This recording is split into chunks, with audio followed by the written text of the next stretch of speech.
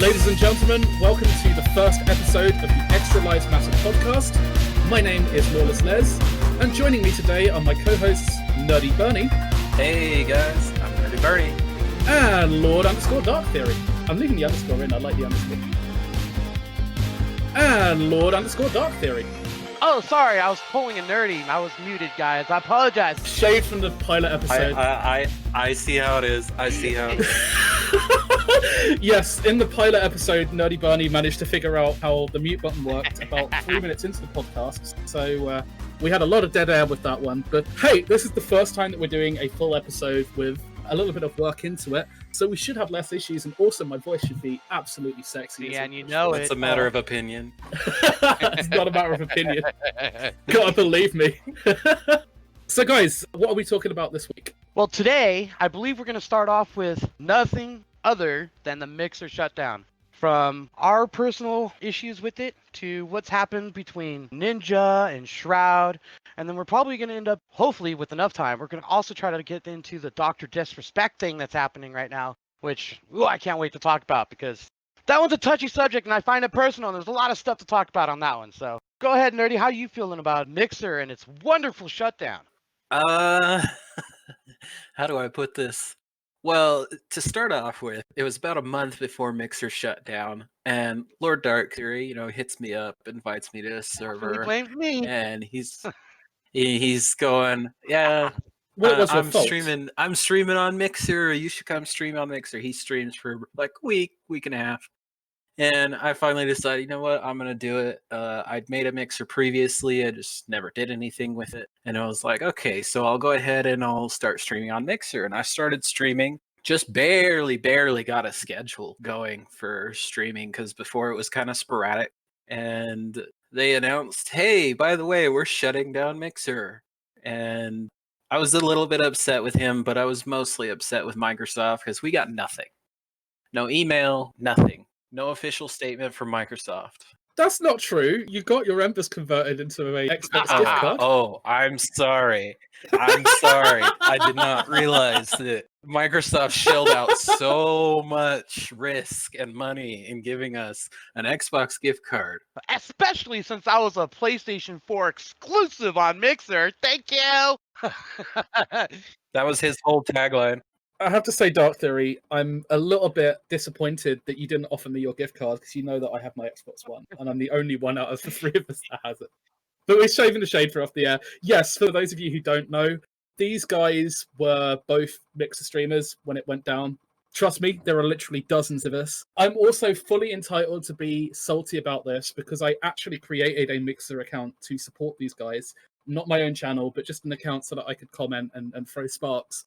And I spent all of that 2 minutes that it takes to change your profile picture, and then they shut it down. So you wasted my time. I'm pretty sure it was that day that you created it, too, now that I think about it. But hey, if it wasn't for Mixer, this whole podcast probably wouldn't exist. Thanks, Mixer. It's true. Although I'm going to give the credit to Darktheory on that one. He's the one who messaged me, not Phil Spencer. Phil Spencer is the tool. All right, so I guess I'll go to my personal experience. Nerdy Bernie was throwing shade at me. I'm going to throw shade at Nerdy Bernie, all right? I started off as a Twitch affiliate. I stopped streaming for quite a while because I ended up getting a real job and making real money. And, quarantine happens. I'm like, hey, I need to make... He's a real boy. Hey, guess what? I lost my job, so I'm going to go stream some more. So I went to go try to get my Twitch account that was already affiliated. And apparently, Aussie has blocked it. Apparently, Aussie decided to, without my consent, use my tablet phone number. Tablet phone number, people. Who the heck knows their tablet phone number? Tablet phone number. And linked it to the account. So when I'm trying to use all my back phone numbers, I cannot find the right phone number to link it, so it wouldn't let me in. In the meantime, I'm like telling Nerdy about this. Hours over here. He's like, well, if you haven't streamed in a year, you're not affiliated anyway, so what's the point fighting for it? So I was like, man, you're right. So guess what I did? I went to Mixer.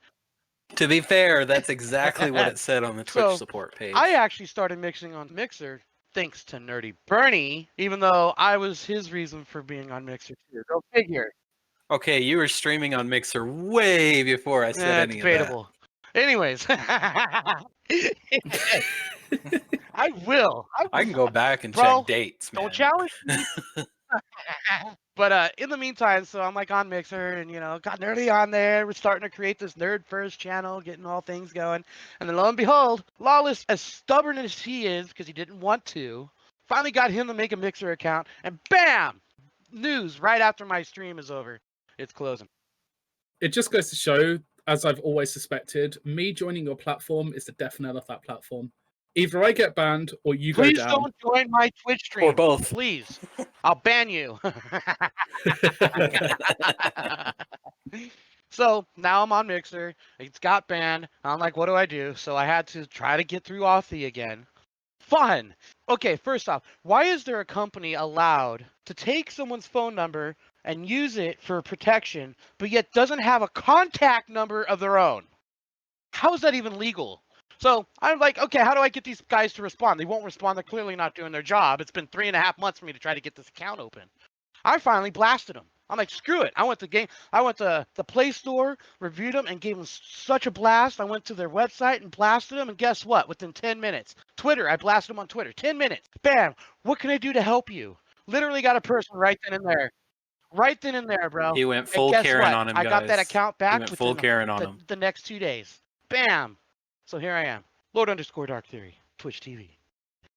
Can you save the shilling till the end? You have a whole section. Hey, I for gotta shilling. throw it in there every time Come I on. can. I mean, Professionalism. I got a whopping 3 to 4 viewers. I want to make that like 75 so I can become partner. Shameful Go ahead. self-promotion. So what do you think about this whole thing, Lawless? I mean, personally, I am salty that I had to spend all of 2 minutes figuring out the stupid settings just to change my profile picture from the default, which You can was tell how deeply entertaining. touched he is about this. It's such an emotional roller coaster for him. Other than that, yeah, I'm not gonna lie, this is not my show of choice. I think the topic is interesting. I think there's some fun that we can have with it. Didn't it affect me particularly harshly because I'm not a streamer anymore? I kind of have moved on with my content creation. I do think that it's sad that we've lost another rival to Twitch and YouTube, the big two on the platform, and that's something that we will maybe discuss a little bit more down the line. Nerdy Bernie, you also had to go through a process of elimination as to where you were going to end up next, and I believe you also ended up back on Twitch. Do you want to talk about your experience with the collapse of Mixer? So, in my experience with the collapse of Mixer, I get a message from Lord Darktheory here in this Discord, and basically is an article saying, hey, Mixer is shut down. And at first, I thought, no, this has got to be a joke. There is no way that Mixer just shuts down. The only way they let us know is through some third-party games journalist from, like, that doesn't know Roll or anything something, about man. anything other than game journalism. Yeah, it was so like off the wall. So I read through the article and then I look it up on Google to make sure if there's an actual credible news source for this. And I see several like PC Gamer, all these Eurogamer and stuff, all these articles saying, yeah, Mixer's shutting down. And I was like, well, shit. If I remember Now rightly, what? you guys were already talking about this, and I saw the memeology video. Fucking great YouTuber, by the way, very funny. I saw the memeology video on it, and then I'm drunk at this point, and I drop in, it's like, guys, you'll never hear the news, and get like a very flat, we know. Oh. Yeah. I remember that. That was me. I was so upset. I was really upset, guys. Let me tell you, the work that Nerdy Bernie and I, even Lawless helps with the Discord. He's a great help when it comes to a lot of stuff that we do. Yeah. And I had just finished all the graphics for Mixer. Literally, like What's the day kind of before. funny is that at the very same time, I'm switching to Facebook avatars. I was so for mad. my characters in the game, which is kind of funny how Mixer is going to Facebook.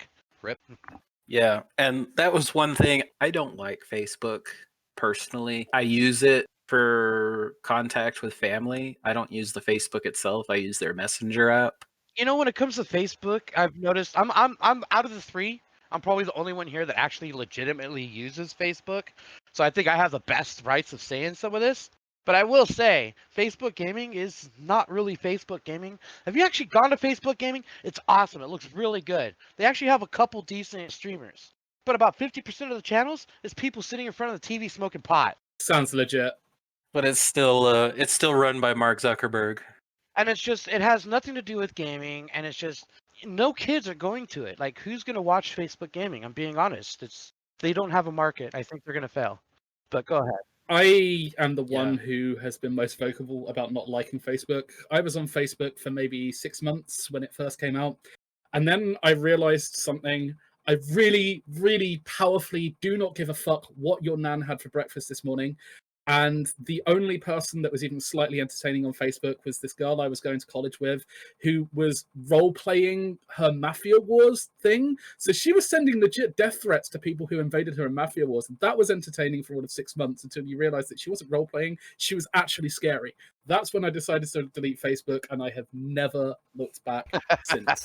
Rip. I have my own personal bad experience with Facebook. Me, I'm a bloody American that has a bloody American wife that's always on Facebook, and family that's bloody always on Facebook. So guess what? I stay on Facebook because, I got to communicate with these people somewhere, and I don't want to give them my phone number.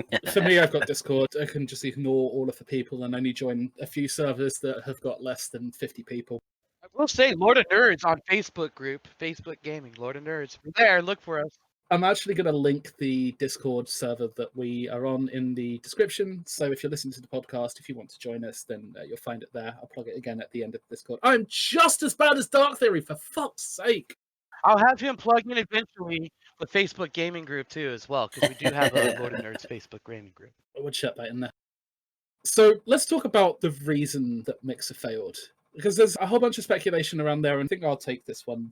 Microsoft kind of shot themselves in the foot by not supporting it properly. And I'm going to talk in a moment about things that Microsoft could have done that would have given the platform more traffic, would have given it more attention. But on top of that, reasons have been cited such as the low footfall, which is an absolute fact, toxicity. We've had allegations of racism within the staff. We've actually had Phil Spencer, the head of gaming at Microsoft, hasn't confirmed it. However, he responded to the allegation of an employee who worked there, and instead of saying that it wasn't true, he asked him to reach out so they're at least investigating it. Good guy, Microsoft.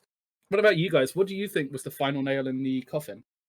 I think when they decided that they were going to get really, really large streamers and pay them millions of dollars to come stream on the platform, I don't think that was a smart move, because you can have really big streamers and pay them a bunch of money to stream on the platform, and maybe about a third, maybe half at most, will come over to the platform to watch them. But most people are very comfortable with the platform that they're on. But that's all they did, really. They didn't really build up some of their mid-tier creators I as would much say as I they could have. disagree. And I'd say that because I've kind of looked at it a little bit further, deeper than the past few days. They did try to get the mid-tier streamer. The problem is they went for the wrong language. They spent hundreds and thousands of dollars monthly just for Spanish streamers to be brought into Mixer. Spanish-speaking streamers, specifically for Spanish-speaking.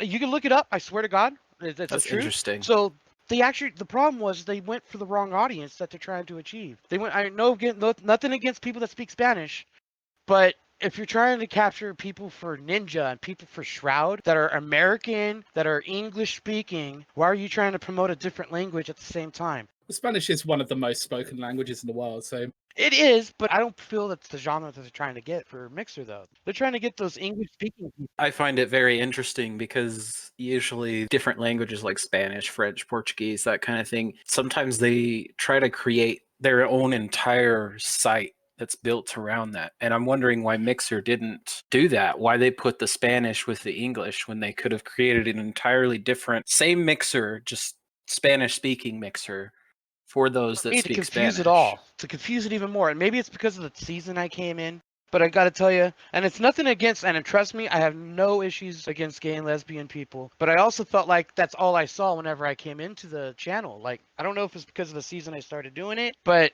it was really pushed. So I feel like it was probably because of really Pride Month. Diverse. They're trying to push too many different directions and not focusing on It was Pride Month when we were there. I've got a different take entirely on this. I think what they should have done is pushed the money that they spent on streamers into advertising the platform in other places that it would receive the attention and promote the idea of new people coming up. Yes, I agree.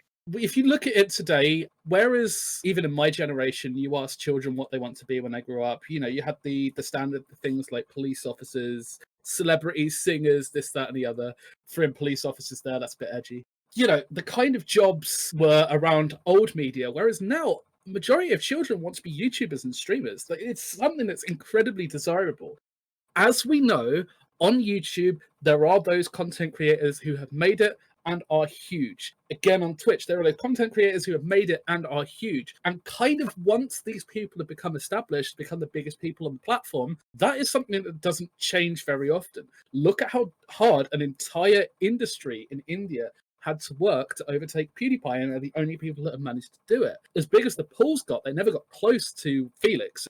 You can't expect to go onto the platform at this point in time and expect to reach the level of success of some of the old greats, which is why you want to encourage there to be new and upcoming companies. These platforms need to have a life cycle. This one is the biggest thing and the most popular. Then something else comes out, new content creators rise, the market goes over to them if they're better than the old platform, and therefore these guys become the biggest stars. They have their run, and then another platform comes up. In that way, this kind of model of having people who want to get into the industry can actually be sustainable. And it only requires that people will give these platforms a chance, and that the companies in question do the right things to bring attention to their platform in the first place. One other thing I think that we're kind of missing as far as the whole Mixer thing, they really dedicated their time on trying to buy followers instead of trying to get followers. A lot of the money that they invested, like you said, was kind of similar. They invested all that income to getting all these top performers, and all these mainstream average performers, and they didn't really promote one bit. Their promotions were horrible. They almost felt like they just wanted to throw it out and just, here we are, and that's what you get. And it kind of just failed because that's what they did. They should have spent more time making Mixer a lucrative platform to come to rather than saying, well, we have to offer you this money for you to come here. Yeah. It's like, no, if you just make the platform better than Twitch as far as interface for the user and as far as like revenue share and things like that for the streamer, streamers are going to want to go there, viewers are going to want to go there, and that's how you get people. I think this is a lot of corporate companies in general. A lot of corporate companies are kind of missing this a lot.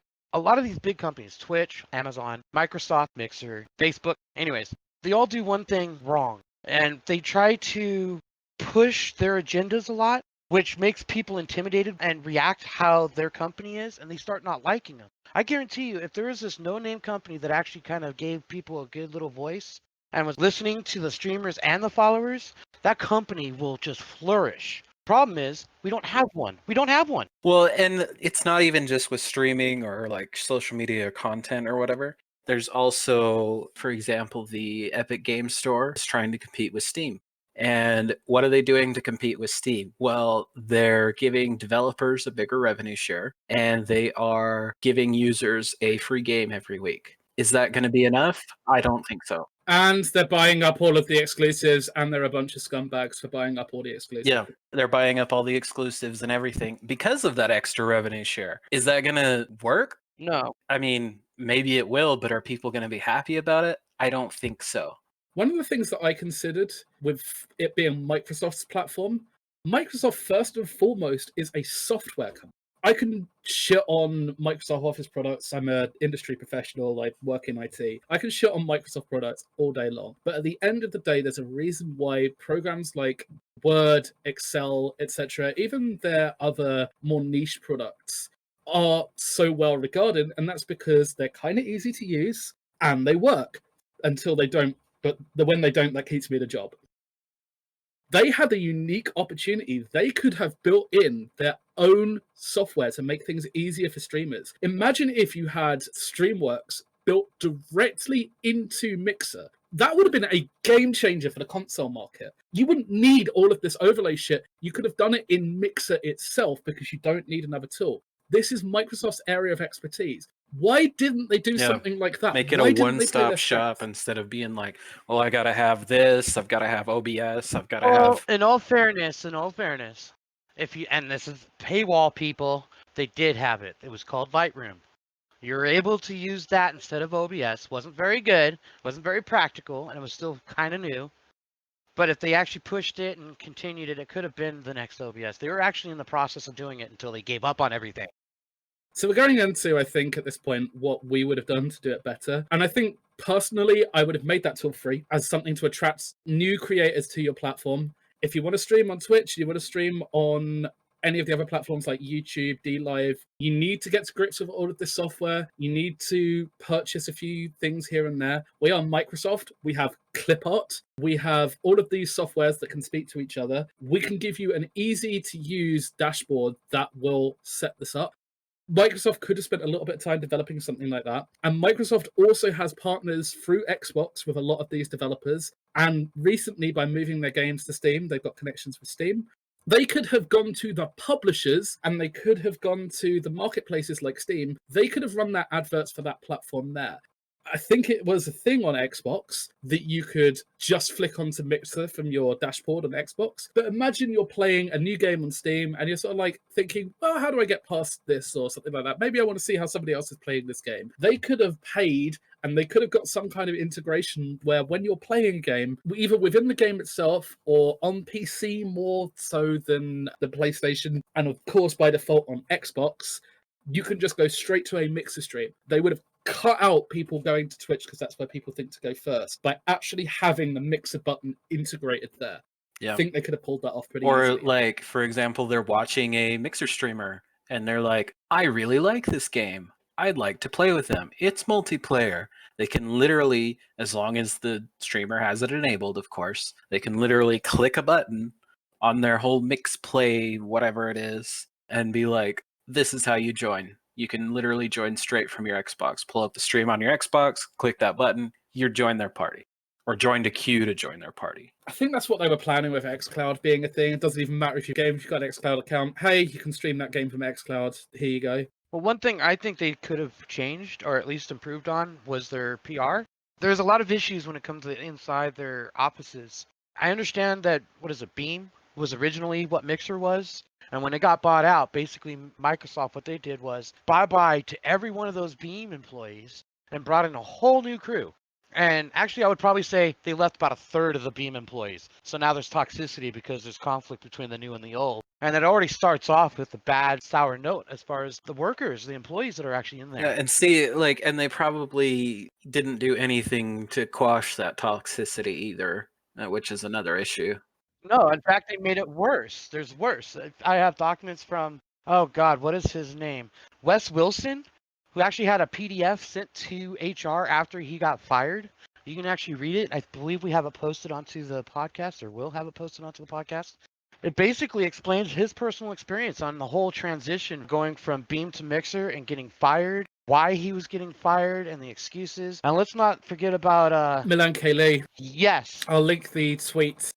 And that one right there, I won't get into the details. I'll let Lawless, because he's the one that found that one. But I will say that, there was a lot of issues arising inside the conflicts between the employees and the higher-ups.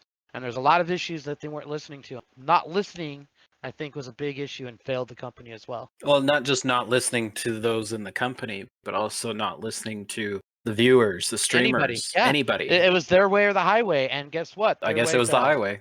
I do want to talk about the tweet from Millie. It particularly got to me as someone who was a department lead in the previous role. The guy describes that he was hired because he was seen as street smart. It meant was he was hired because he was black. So he was already in there knowing that he was a diversity hire, at least that was his interpretation. And his manager made a comment, I own their content. I control their success on our platform. For me, I am the slave master. I own my partners. That is just straight up disgusting. Absolutely, undefendably disgusting to refer to the people on the platform as your slaves because you are very much in charge of their income. And also to make one of your employees feel like this. Now, I'm the first person to call out when racism accusations are bullshit. I'm absolutely the first person and I'm unapologetic about it. However, when we see an actual example like this, I gotta call it out. The one part you didn't mention that I kind of thought was the most offensive is that when he tried to bring it up to someone higher than her, he got a response. She's not racist because she hired a black person, referencing him. That right there to me right there, definitely racist. That was definitely racist, man. That was so wrong. I can't freaking believe someone would have the nerve. It's ridiculous. I Anyways, don't go think that they're going to be with the company that long because Phil Spencer responded to this allegation and has asked the person who posted it to call out. Good guy, Phil Spencer. But isn't it funny that it was after it was posted that a fuss has been made about this? Why couldn't the HR departments have done something before? They should have. Just absolutely ridiculous. I agree. And when you hear about all these things that are going on behind the scenes and stuff, you have to wonder how Mixer lasted as long as it did. I would be quick to say Twitch needs to learn their lesson with what happened to Mixer because Twitch isn't far behind the situation that Mixer's going through. I have to point out that you cannot tar an entire company based on one poor manager. I've worked with several managers who have been really good. I've worked with several managers who have been just absolutely deplorable people behind the scenes. I think that most managers usually are somewhere in the middle. They're just people like you and me, and they get worn down after a while. But when you have someone who is this scummy, you know about it if it's your company. Or at least you should do. Someone is always going to report it. And the mark of a good company is a company that isn't going to just blindly follow its people. They should have done better in this instance. Oh yeah, absolutely should have you done can't better. you can't topple a company with one bad manager. But from the sounds of things, it wasn't just this one manager that was doing things. It was several people on all different levels of management. All right, anything else about improvements? I think maybe we can move on to another part of the topics. What do y'all think? I just want to finalize with one very important topic, and I want to say shame on you listening. Fucking shame on you listening for not supporting Mixer. No, I joke, but I'm making a serious point here. The problem that we have with the internet in general is that there are a small number of media companies that have a large majority of the viewership. We need to support the smaller platforms.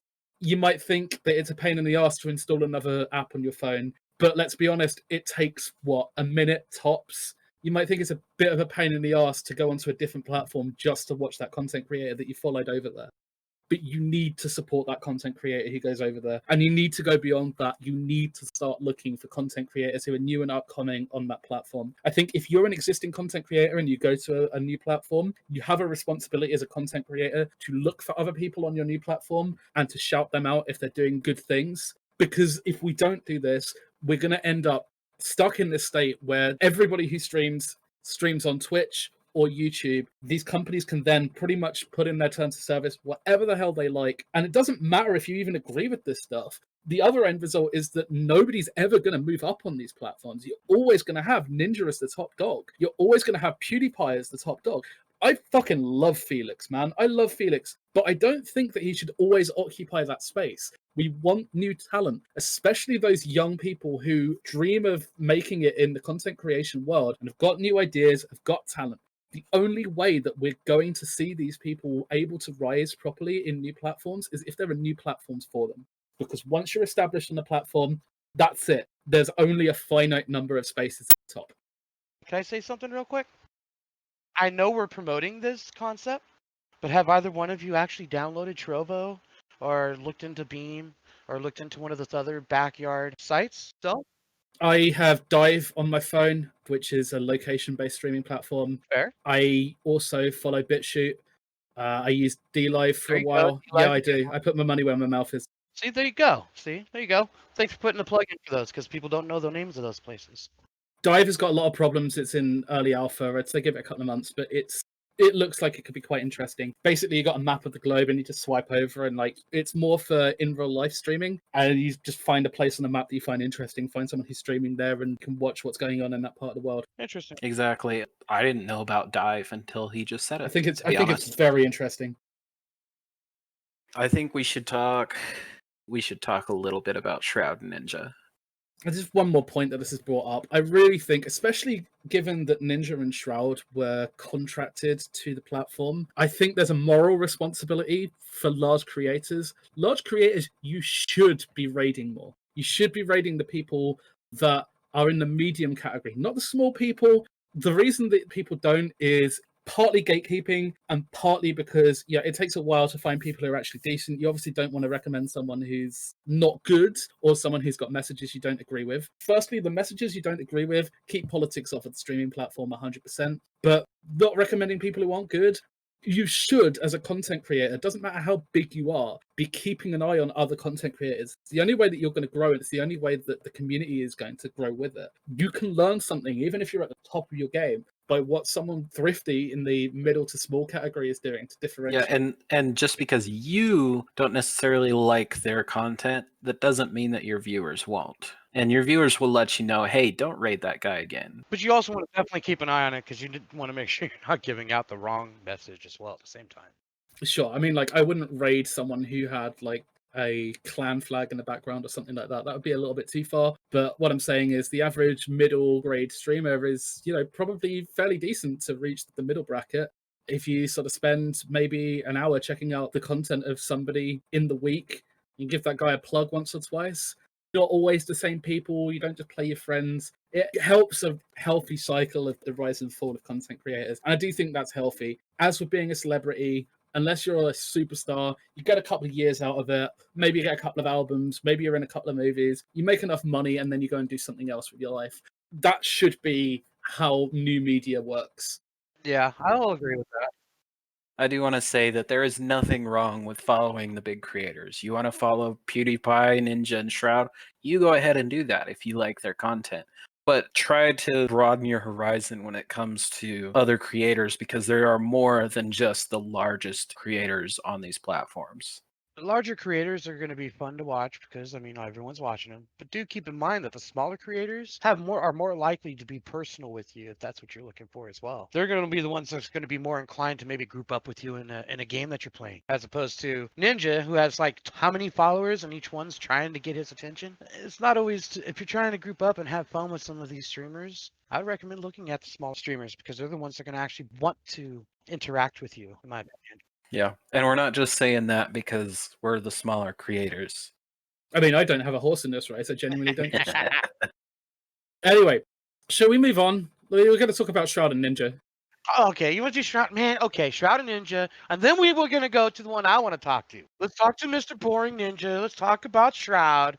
What's going on with them? We'll be very brief on Shroud and Ninja. As brief as possible. Long story short, they haven't said a single thing in 2 weeks. Nothing. But it looks However, Ninja did do a test stream on YouTube, so it looks very likely you guys that are getting he may go to baited. YouTube. I'm sorry, you guys get baited. I mean, it could be. It could be. It is, I'll tell you right now, it's definitely more likely to be YouTube than Twitch. Don't see him going back to Twitch, people. There's a lot of bad blood there. I also wouldn't blame either of them if they retired. Personally, I think it would be great for at least, I wouldn't say Shroud because I think Shroud's still got a little more life left, but I'm thinking Ninja's on his way out. I think it would be smart for him to respectfully bow down. I think Ninja, at the very least, should go the route of C-Day, where he only uploads or streams once or twice a month instead of all the time. And nothing against him. He was a good streamer. But you can tell in his streams lately that he's just not into it the way he once was. And maybe it's time for him to take a backseat a little bit. And I'm sure both of them are enjoying a vacation. Yeah, I don't like his attitude. I've always thought that he was very entitled and he's very elitist. He's not the kind of person that you want as a role model and a flagship of your platform. But hey, he's the kind of people that a lot of the, I'm going to say, younger generation connected with. His book is just hilarious. Go check out Pyrocynical's reading of his book. It's fucking hilarious. For a second, I thought you were going to shout his book out. The thing, though, that I want to point out is all of these hating on Shroud and Ninja for taking all of that money. It's like, why are you so jelly, bro? Why do you give a shit what these rich people are doing with money that you were never going to have in the first? Let's just be real. If it was offered to me, I'd take it. 100%. F you guys. Oh, yeah. Grow up. You would too. I could do an entire video. I could probably do a 20-minute video ranting at all of the reasons to not like Tyler Blevins.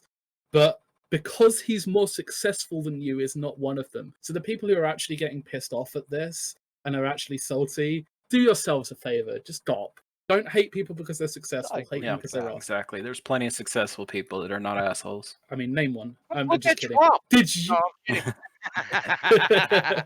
We'll not get into politics. That was a joke. All right. I have an interesting take on the silence and secrecy here. And I don't think the YouTube stream is anything other than a little bit more hype fueled. I think there's two possibilities. Either there's a collusion going on where they're keeping silent to build up more hype. That plays a part in it either way, or they're using the hype to add more fuel to negotiations that are still going on behind. Because think about it this way, they're now on the market. They can turn around to Twitch and YouTube and Facebook Gaming and the smaller companies like DLive and BitChute is just opening their stream platform. And they can say, well, who's going to pay me the most? And they can keep that ball rolling. And you know what? As much as it's a scumbag move, I was in that position. That's exactly what I'd be doing. I'd be turning around and saying, well, Twitch has just offered me another 30 million. So do I hear 35? Do I hear 35? Do I hear 40? I hear 40. Do I hear 50? 50 million got sold to whoever is willing to pay me the most. That's what I think is going on and why they keep it quiet. But at the same time, if that's the case, they do need to be careful because sometimes you can ask for just a little too much and everybody leaves. But then you're going to retire Everybody them says 30 no, million. you're no longer with any of them and you get I'm not nothing. entirely sure that works for it because I'll tell you right now, within the last 2 weeks, the whole silence of them, they're not in the media. No one's talking about them. We're talking about them. No, honestly, if it weren't for that accidental stream, would we be talking about them? Yeah, they've been living rent-free in your head for the last 2 weeks. It's been driving me nuts. No, honestly, I've been more distracted with Dr. Disrespect stuff, which is what I'd rather talk about. Shall we get into Dr. Disrespect? Please. That's a good segue into that.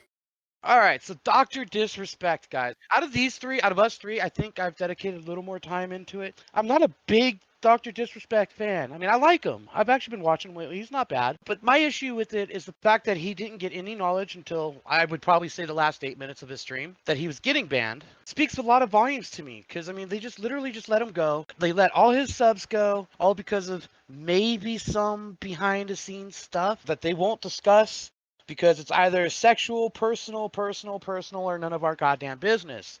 Why the hell are we banning people for something that's in their personal lives when there's millions of people that still want to watch this guy? I think it's a mistake. We're talking about an 8-minute video that's available on YouTube. I'll link it in the description. It's basically the last 8 minutes of Dr. Disrespect's last stream, where you can see he gets a notification on his phone. He checks the notification, he's visibly distressed for a couple of seconds, and then he goes back into the character and he finishes out the stream by thanking a bunch of people in his community. And apologizing. Yeah, and apologizing. So, as I said, check out the video. It's going to be in the description of the podcast. Or you can just Google Dr. Disrespect last 8 minutes and you'll find it on YouTube fairly quickly. I think there's really only a couple of reasons that this could happen. There's been speculation that he, as well as Shroud and Ninja, are involved in some kind of organization or some kind of cross-promotion deal. And if Twitch was to find out about this, and he probably would have to disclose it for his own contractual reasons, they would probably not want to draw any attention to whoever the platform is because they don't want to send more hype their way. And Dr. Disrespect, again, is a master. He's an absolute master at playing the hype game. It's one of the things that I really do like about him, despite the fact that overall he's clearly a tosser. He's very good at playing the hype game. The only other reason that I could think of that it would be silent for this long is if there's some kind of criminal investigations. Now, I want to immediately follow that up. I did the barest minimum, as I expect several other people to do. I'm quite comfortable to come out at this stage and say people who think that there's a legal issue behind the scenes are probably wrong. I'm going to say that you've got a 95% chance that it's nothing to do with a legal issue. Last night, we looked up the state that he lived in, and we checked the police records. There is nothing particularly spicy that we were able to see. We weren't able to read the records themselves because you have to pay for those. And I'm going to be honest, Dr. Disrespect is not interesting enough for me that I wanted to spend $5 on it. But there's got to be nothing in there. You can tell that there's nothing in there, but just because I wasn't going to spend $5, do you think that Drama Alert was not going to spend the $5 to read all of those records? Do you think all of the serious commentators and the journalists in the industry weren't going to pay to see the records? If there was something there, then there would be a police record of his arrest, and we would know about it by now. Yep, it would have been leaked by somebody. The internet has a big mouth. There could be legal proceedings going on, but I don't think they're criminal. Yep, I could see them being linked to the Me Too situation. I'm not saying that it is, but That is definitely speculation. What it could be is that the lady that he had the affair with has decided to make some noise. Can I get spicy here? It's I mean, spicy. Yeah, that's the whole point. Okay, so if you have underage fans, you need to be incredibly fucking careful with everybody that you talk to. Doesn't matter who they are, whether they purport to be of age or underage. With everybody, you need to be incredibly careful. You're a children's creator. However, look at Dr. Disrespect's persona. He acts like a rock star. To me, he's the Axl Rose of Twitch, right? He's a big, obnoxious asshole who perhaps is not as talented as his ego allows, but he's still talented. I've got to give it to him. All right, so we're into this 8-minute video. All right, so I'm going to kind of explain it to people that haven't really seen the video. It starts off with Dr. Disrespect doing his normal character. He's all into it, talking to the people. I'm the greatest. He grabs his phone, guys, and you literally see, as soon as he grabs his phone, his face looked like he was about to cry. Like, it literally, you can see, I don't know, my wife, whenever she's about to cry, her chin gets all... Yeah, you see it in his lip and in his jaw. Yes, you just see it. And then you see him get back into character. He's trying, man. Oh, He's yeah. okay, so what are we going to do? And then he gets into this stupid Roblox thing. And he's really trying to keep character. And you even see him trying to flag someone off. It looks like he tried to flag off his wife in the middle of it. In between this whole thing, he's talking about David Icke, which is interesting because I don't know if you guys know anything about David Icke. After I watched it, I had to go and look and see what the heck he was talking about. And David Icke is a conspiracy theorist. He doesn't have a lot of proof, but also makes some sense, so I can see why people can understand his beliefs. But at the same time... That's interesting, and it adds credence to perhaps there being things going on behind the scenes. I think this is all adding on to being some kind of coalition going on behind the scenes and there being a platform. So I think he's referencing, hey, there's going to be a bunch of wild rumors going out right now, but this is all conspiracy theories and bullshit. Don't believe it. Wait for the statement. Yeah, that's exactly... Yeah, look for the evidence, the credible evidence. Like, you can tell... Here we are talking about bullshit and speculation. Here we are. Exactly. You know what? That's only because he hasn't said anything in 2 freaking weeks and no one knows what's going on, so we gotta say something. Someone's gotta say something. And it's not just Twitch he was banned from. He was banned from Twitch. He lost like most of his sponsors. Not really. Most of them came back. He only lost a couple.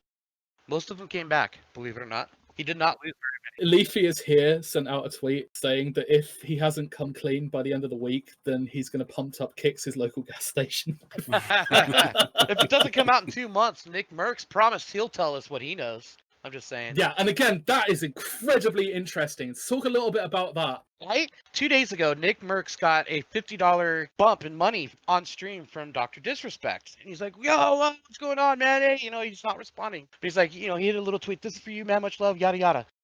He's like, man, let's try to group up. So the next day, on the next stream, he ends up getting asked, are you going to be grouping up with them? And do you know anything about, Dr. Disrespect? And he says, well, I do, but I can't really say nothing for at least 2 months. Embargo. That was his response. 100%. So, right there, evidence of an embargo being in place. There's something going on. Gotta be.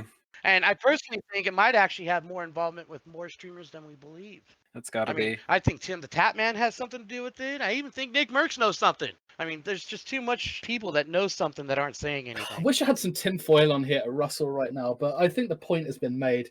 Jesus Christ. It'd be nice if there was like a new platform that comes out of this, a platform by streamers for streamers. It would be nice. I would really love to nice. see a less political streaming company too. Something that's not shoving a lot of politics involved in it. So should we just talk about YouTube, Twitch, and the other platforms in general? I think that's where we're going already. It's already in drive and we're going through it. I mean, it's a big problem at the moment. Twitch, their terms of service is terrible, and their adherence to their own terms of service is even more terrible. Real quick, just a real note. I love Lawless, and what he says may or may not be what I truly believe. So just remember, I'm affiliated on Twitch. Please don't demonetize me. And I love Twitch. It may not reflect his beliefs. I'll simp all the girls that you want me to simp. Don't demonetize me, please. I don't give a shit. And this is one of the reasons that I left the platform. Right, so I forget what the guy's name is, but the guy from a few of the more memed Gachimuchi compilations did a live stream with just some random bird on it. So he's gay, so there's nothing to do with sexual tension or anything like that. My friend was in their live stream, just made a negative comment about her, and got a 10-minute timeout. Simps be fucking hard on Twitch, yo. Doesn't matter if you're female and you're on a live stream on Twitch, then if you're criticized at all, a mod that is simping is going to ban you.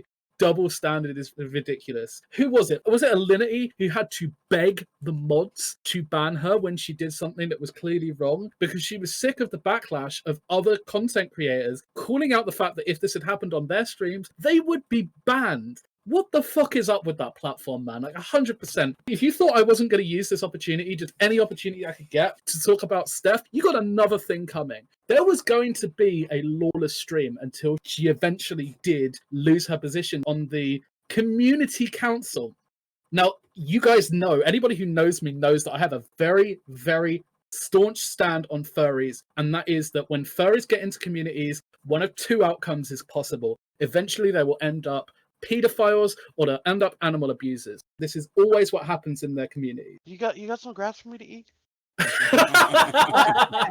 But no, she came out and she said, I think all of you are white supremacists. And it's still not clear. She now claims that she was saying this to a very specific group of people who were harassing her in her live stream. But it was a statement that was thrown out there. I think you're white supremacist. And she was boasting about how she would have powers that it turned out that she didn't have. And Twitch only did something about this after the shitstorm came because of how this person acted absolutely reprehensible. I was going to do a live stream just calling out that bullshit and legit asking Twitch to delete my account because I didn't want to have anything to do with a platform that would have someone like that involved in it. Because if she can turn around and generalize and say, well, I think you're a white supremacist, I can turn around and say, you're a furry, love. I automatically think you're a paedophile. Which is not true, by the way. I do have friends who are somewhat involved in the community, and while I don't really want to know much about the sexual aspects of it, it's something that I've agreed is part of their life. And again, I don't have enough room in my heart or in my head for hatred of individual people. Nobody gets to live rent-free in my head. That's fair. It's a very, very strange thing that someone like this, who ticks the boxes, I believe that she was trans, or maybe she was just ugly. There, I said it. Someone who was a member of the furry community who also marginalized, someone who was highly feminist, is the kind of person that they want to attract and promote on their platform. That is playing identity politics. Don't want it. I don't want politics in my entertainment. I don't want politics in my gaming. That plays off of our last episode, the pilot episode of Last of Us 2. It wasn't a game, it was a political statement. Overwhelmingly, when you speak to actual people and not the people who are mouthy on platforms like Twitter, people are sick of agendas being driven and preferential treatment to groups across the board. Pretty much on Twitch, you have a heavy bias. It's undefendable, but people are being heavily biased within the upper echelons of these companies, and with nowhere else to go, they're getting away with it. Exactly. That plays off our other point. We need these other smaller platforms to do well. I just want to once again turn around and say, do not go out of your way to brigade anyone.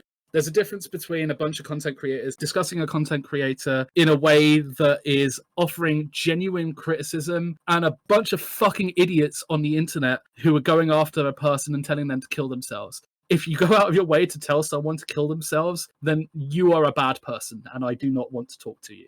If you go out of your way to contact somebody, you are an idiot because you are letting this person live rent-free in your head and you're going out of your way and spending time doing something when you could just be productive. Simple as. Yes, death threats are never okay. You're allowed to not like something that somebody does. You're allowed to not like a certain piece of content they do, but death threats because of that is never okay. Well, you know what? The next episode, which will be in 2 weeks, by the way, will be on cancel culture. Yeah, let's do it. Yeah. Let's do it. We'll go balls deep on that one. So. That's going to be risky, but I'll have to go for it because I'm strongly against it, and I'll speak my mind on that 100%. Ban me. Sorry. You're saying that now, but you will literally start sucking a Twitch dick again if when we we actually keep get to talking the about episode. it. You fucking watch. You've heard it here. Les is You know what? You know what? I'll tell you this right now. I got probably the best job out of all three of us coming in August. So I can give two shits if I still have this in August. I just need to last till August. And even then, I'm not making money, so I can care less. How's that? Okay. Do we have any closing statements? Is there anything more to cover on other platforms that we want to cover, or have we said it all? I will say something. And this is kind of going from earlier, too. When I left Mixer, I had to decide where I wanted to go. And I was looking into other sites. I was looking into Trovo. I was looking into YouTube. And really, the only reason why, yes, I'm affiliated on Twitch, which is why it kind of pushed me to go there. But I'll tell you right now, I didn't want to go to YouTube. It was really plain. I'm not a fan of the way that it looks as far as a streamer. It was kind of generic. And I feel like they also held the streamers behind a bunch of stuff. They used to have an app for YouTube streaming. It's been closed down within 3 months. You can't even look for it. You got to go onto their site and look for it like any video. That's horrible. Same with Facebook Gaming. I thought it was really good. Actually, it looks really good. It looks really good. I actually was really impressed in how it looks. Problem is, no kids are watching Facebook Gaming. It's all adults. So you're not going to get the viewership that you would, the dedicated viewership that you would, because it's not the children watching you, because they're not allowed to have a Facebook page. Trovo, Tencent. My thing about Trovo, it's nothing yet. It's not involved. It's China run. I could care less because America does just as bad as spying on us. So that whole argument to me is irrelevant. I don't know. TikTok's in a lot of hot water. TikTok is in a lot Have of you hot read water. Facebook, Instagram? America does it too. We're just calling them out because we can. I clicked onto a Facebook link once. Just because I clicked on a Facebook link, it created an account attached to the email address I was signed into Discord on. I went fucking mental behind the scenes at that. That is some creepy ass shit. Just because I'm signed into a Discord account, one that isn't connected to my professional account, but one that was connected to my personal account as well, I do not give you permission to set up an account and start collecting data. And on if me. you 100% believe Google's not keeping your information, all that, you guys are nuts. And it's all American based, so there's not one thing that tells me Chinese, Russians are doing anything different than we are doing on our own soil. I think this is something that we could build easily into the topic of cancel culture. We might even throw a little bit of censorship in there. Yeah, it's going to be a little bit more political next episode, but hopefully we can steer it. I think we can poke A fun little at it. bit I think we can towards, have fun, because at the end of the day, that's what we're here for. So, we got any closing statements, or do we want to wrap this up? I at got this one stage? more important thing to say. I love turtles. Okay, that was it. Oh, I could go into such a segue about this. Okay, extensive amount of research was done on this, but in the Halo 3 online days, me and a friend of mine discovered that of all of the slurs and things that you could shout at people on Xbox Live Chat, calling someone a turtle just has some kind of massive effect on increasing their rage. We used to go into Halo 3 matches, just call some random dude on enemy team a turtle and watch them rage out. To this day, we have not explained this phenomenon, but use this power wisely. Go into your games of Fortnite or Call of Duty or whatever other shit you kids play these days. Try calling someone on the enemy team a turtle and you watch how they fucking flip the fuck out. You watch. I've given you the power. Use it wisely. All right, guys, let's plug your shit and let's get the fuck out of here. All right, I am Nerdy Bernie on Discord, on Twitch, on Twitter, nerdy_Bernie on Instagram because Nerdy Bernie was taken. And I stream on Twitch. All right, plug your crap. All right, plug-in. Lord_Darktheory, that's on twitch.tv. My Twitter is capital L, capital D, LD Darktheory. Instagram will be coming up very shortly. I have it made. I just got to transfer the name, so I'm not have my personal name. Lord of Nerds Discord will be on there. There's a little link on the podcast. How about you, Lawless? So I'm not a content creator for anything other than this podcast. I want to use this time instead to thank a couple of people. Firstly, I'd like to thank my dad for never believing in me. Secondly, on a more serious note, I want to thank Final Dial for producing the intro and outro track. We're going to link to the YouTube video where that will be available. Just use a YouTube downloader. We're not allowed to talk about this really, but I don't give a shit. If you do want to catch up with me, you can follow me at Blackbeard the Lawless. Just don't expect me to post anything or talk to you. I hate Twitter. I'm also on the Discord where you'll find me as, again, Lawless. I'm going to post the details of the Discord server. They'll be there in the description. Thanks again, guys, for listening, and we hope that you'll check in a couple of weeks when we'll have the next episode out. Peace the fuck out. Later.